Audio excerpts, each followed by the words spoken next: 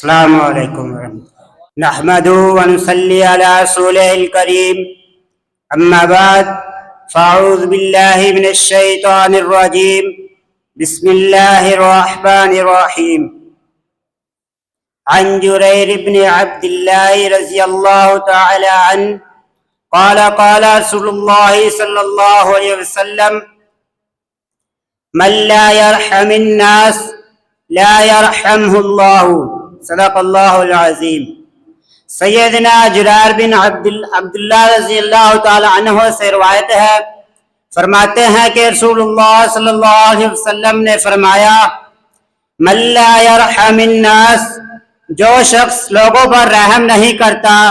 لا يرحمه اللہ، تو اللہ تعالیٰ اس شخص پر رحم نہیں کرتا۔ ایک اور روایت میں آتا ہے کہ رسول اللہ صلی اللہ علیہ وسلم نے فرمایا اگر تم میں سے کوئی شخص چاہتا ہے